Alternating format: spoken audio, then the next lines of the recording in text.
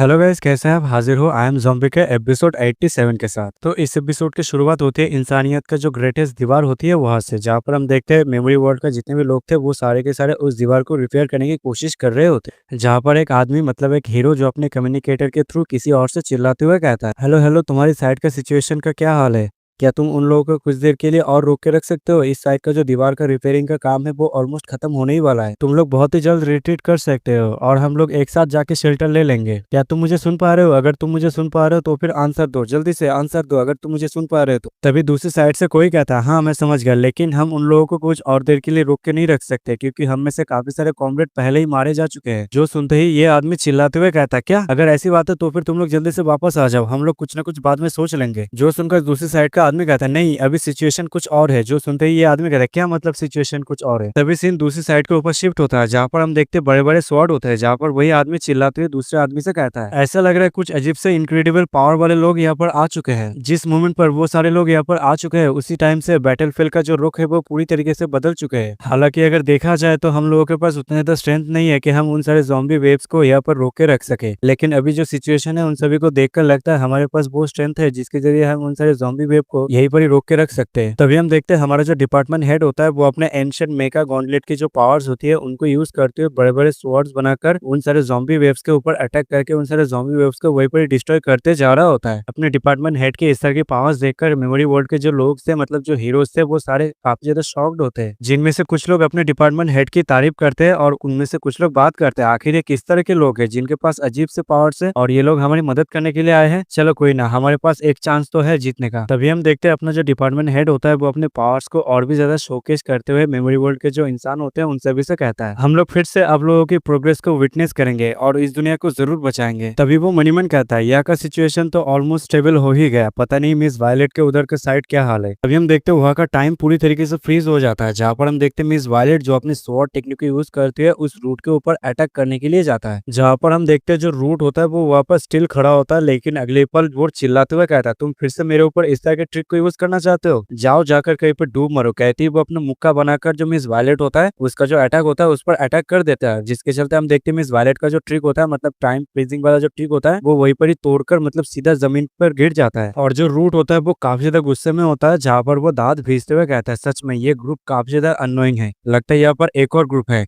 और हम देखते हैं ऊपर से जो अपना हैमरेड होता है वो अपने एबिलिटी का यूज करते हैं जो रूट होता है उसके ऊपर अटैक करने के लिए आता है, जो देखकर रूट कहता है, सच में ये लोग काफी ज्यादा अननोइंग है। कहते ही वो अपने टांग से जो हैमरेड का अटैक होता है वहीं पर ही तोड़ देता है, मतलब उसे वहीं पर ही डिफ्लेक्ट कर देता है। और हम अगले पल देखते हैं जो मतलब अपना जो हैमरेड होता है वो अपने पावर्स को यूज करते हुए बड़े बड़े पत्थर के जरिए जो रूट होता है उसके ऊपर अटैक कर देता है, जहाँ पर उसे पीसने की कोशिश करता है। और फिर वो मनीमन कहते हैं, जैसा कि किंग्स की बॉडी से उम्मीद थी, इसे सबड्यूब करना इतना ज्यादा आसान नहीं होगा। लेकिन हम तभी देखते हैं अगले पल जो रूट होता है वो अपने हैमरेड का दोनों ही हाथ को पकड़ लेता है और अगले पल वो दोनों हाथ को उखाड़ देता है, लेकिन अगले पल रूट को कुछ अजीब सा महसूस होता है और वो अगले पल एक अटैक से अपने आप को डॉज कर लेता है। तभी हम देखते हैं ये अटैक और कोई नहीं बल्कि हमारी प्यारी डैंडेन ने किया होता है, जहाँ पर अपना डैंडेन जो अपने गैटनील गन से रूट के ऊपर अटैक करते हुए चिल्लाते हुए उसे कहती है, भूतने के तू हमारे साथ फाइट कर रहा है और वो भी इस तरह के अजीब से चेहरे लेकर, यहाँ तक तू अपने बॉडी को रीजनरेट भी नहीं कर सकता और रिपेयर भी नहीं कर सकता। सच में जैसा कि सिस्टर वायलेट ने कहा था, तुम हमारे ज़ॉम्बी के बॉडी को यूज नहीं कर सकते है ना? हालांकि तुम्हारे पास हमारे ज़ॉम्बी का बॉडी तो है लेकिन उसे कैसे यूज करना है ये तुम्हें पता नहीं है। अपने डंडन की इस तरह की बात सुनकर जो रूट होता है वो काफी ज्यादा गुस्सा हो जाता है और वो अगले पल अपने स्पीड को यूज करते हुए अपने डैन के पास आता है और अगले पल वो अपने हाथ से अपने डैन के पेट में एक मतलब छेद कर देता है, मतलब उसके पेट में अपना हाथ घुसा देता है और कहता है, तुम छोटे मोटे कीड़े कहीं के। कहते ही वो अपने डैन को घुमाते हुए अपने पीछे से आते हुए जो अपना हैमरेड होता है उसकी ओर फेंक के मारता है और कहता है, लगता है तुम्हें मरने की बहुत ही ज्यादा चाहत हो रही है, तो फिर कोई ना, मैं तुम्हारी ख्वाहिश को यहीं पर ही पूरी कर देती हूँ और तुम्हें यहीं पर ही बैडली मार देती हूँ। तभी हम देखते हैं अपना हैमरेड और डैन के पीछे इस टाइमलाइन का जो ग्रीन स्कल होता है वो अपीयर हो जाता है और फिर वो उन दोनों को पकड़ लेता है और फिर वो रूट से कहता है, हम लोगों को मारना ये इतना ज्यादा आसान नहीं होगा। कहती है वो अपने अटैक के जरिए रूट के ऊपर कर देता है, लेकिन हम अगले पल देखते हैं जो रूट होता है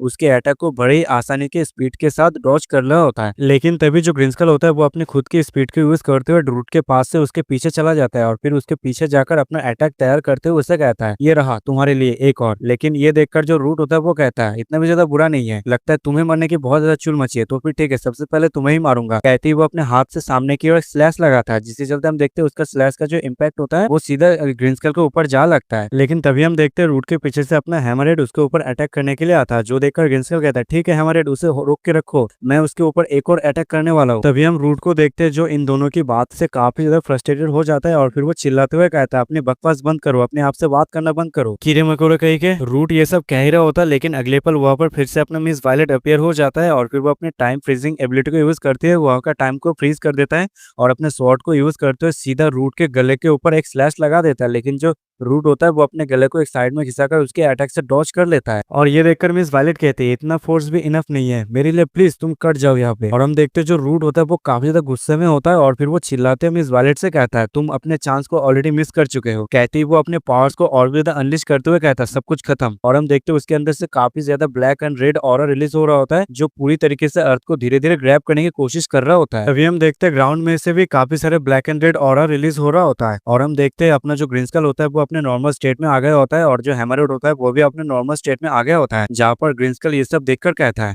किंग्स की जो पावर है वो काफी ज्यादा टेरिफाइंग है, हम दोनों मिलकर उसे रोक नहीं सकते। जो सुनकर हैमरहेड कहती है हाँ ये काफी ज्यादा प्रॉब्लमेटिक है। तभी हम देखते हैं पीछे से मिस वायलेट आती है और फिर वो इन दोनों से कहती है अगर हम में से कोई एक ज्यादा फाइट करने के लिए तो ये कभी भी सक्सेसफुल नहीं होता, लेकिन अच्छी बात है ये सक्सेसफुल हो गया। जो सुनकर जो ग्रिंस्कल और अपने हैमरहेड वो दोनों ही काफी ज्यादा शॉक्ड हो जाते हैं और चिल्लाते हुए कहते हैं अरे ये तो उसके हाथ है, बट ये तुम्हें कैसे मिला। जो सुनकर जो मिस वायलेट होती है वो कहती है हाँ बिल्कुल सही कहा, ये उसके हाथ है। वैसे देखा जाए मेरा ओरिजिनल प्लान था उसके सर को उड़ाना, बट उसके सर को उड़ाना ये काफी ज्यादा डिफिकल्ट था, तो इसके लिए उसका हाथ को ही मैंने उखाड़ दिया। तभी डैन साइड से कहती है कैसा रहा मेरी टॉन्टिंग, ये काफी ज्यादा अच्छा था है ना। ये बंदा बहुत ही जब फ्रस्ट्रेटेड हो गया और सच कहूं तो मैं तुम लोगों के इस तरह के एक्सप्रेशन देखना चाहता था और मुझे लगता है तुम लोग अभी काफी ज्यादा प्लीज्ड हो है ना। तभी हम रूट को देखते हैं जो अपने कटे हुए हाथ के साथ खड़ा होता है और फिर वो मनीमन कहता है अगर मैं इस बारे में सोचूं मेरे द्वारा क्रिएट किया टॉयज की वजह से मैं हर्ट हुआ हूँ, सच में जो ज़ॉम्बी का बॉडी है वो उतना ज्यादा स्ट्रांग नहीं है जितना मैंने सोचा था। तभी हम डैन को देखते हैं जो एक्साइटमेंट के मारे चिल्लाते हुए कहता है चलो फिर से चार्ज अप करो और मुझे देखो मैं कैसे उससे टैकल करता हूँ। लेकिन तभी अगले पल उसके मुंह से ब्लैक कलर की ब्लड की जो खांसी होती है, जो देखकर साइड में खड़े मिस वायलेट उसे कहते क्या हुआ तुम्हें, क्या हुआ, तुम्हारी बॉडी के अंदर ज़ॉम्बी का जो जिन है इसकी वजह से तुम अपने आप को पुश मत करो, तुम्हारी बॉडी का एक लिमिटेशन है और वैसे भी वो जो पावर्स को यूज कर रहा है वो बिल्कुल ज़ॉम्बी की पावर की सेम लेवल पर है, तो इसलिए उसके बॉडी के अंदर भी लिमिटेशन है, अगर उससे कुछ भी गलत होता है तो फिर वो इंस्टेंटली हमें मार देगा। तभी साइड से हैमरहेड कहते हैं हाँ लेकिन उसने भी अपने बाजू को खो दिया है जिसके चलते उसका कॉम्बैट पावर जो है वो थोड़ा सा कमजोर तो हुआ ही होगा। जो सुनकर ग्रिंस्कल कहता है हाँ बिल्कुल सही कहा, अगर हम उसके ऊपर थोड़ा और अटैक करते हैं तो फिर काम बन जाएगा। तभी हम रूट को देखते हैं जो खड़ा होकर अपने सर पे हाथ रखते हुए हंसते हुए कहता है सच में तुम लोग काफी ज्यादा नाइव हो, तुम लोगों को लगता है मैं इस चीज के लिए केयर करूंगा, इस ब्रोकन बॉडी की वजह से मुझे फर्क पड़ेगा। अगर सच कहूँ तो मैं तुम लोगों के साथ खेल रहा था ज़ॉम्बी के जो पावर्स है उनको यूज करके, लेकिन ऐसा लग रहा है ज़ॉम्बी की बॉडी उतना ज्यादा स्पेशल नहीं है, ये और भी ज्यादा बेहतर होता अगर मैं यहाँ पर खुद आता। चलो अगर ऐसी बात है तो फिर ठीक है, मेरी जो ट्रू पावर है उसका सामना करो। मैं सारे ज़ॉम्बीज का रूट हूँ, मेरा कोई फॉर्म्स नहीं है और ना ही शैडोज, मैं इमोर्टल हूँ और इनडिस्ट्रक्टिबल हूँ। तभी जो ग्रिंस्कल होता है वो कहता है सभी लोग ध्यान से, उसका जो ट्रू बॉडी है उसका जो एग्जिस्टेंस है वो काफी ज्यादा टेरिफाइंग है, यहाँ तक किंग ने उसे बेरली हराया था। तभी जो रूट होता है वो अजीब सी आवाज में कहता है तुम बाहर आने की कोशिश कर रहे हो और इधर उधर जाने की कोशिश कर रहे हो, सच में ये तो काफी ज्यादा रूड है। तो ये और कोई नहीं अपना रियल वाला ज़ॉम्बी होता है। जो सुनकर जो रूट होता है वो कहता है अरे ये तो ज़ॉम्बी की वॉइस है। तभी हम देखते हैं अपना रियल वाला ज़ॉम्बी अपने दोनों हाथ से, मतलब जहाँ से उसका हाथ कटा था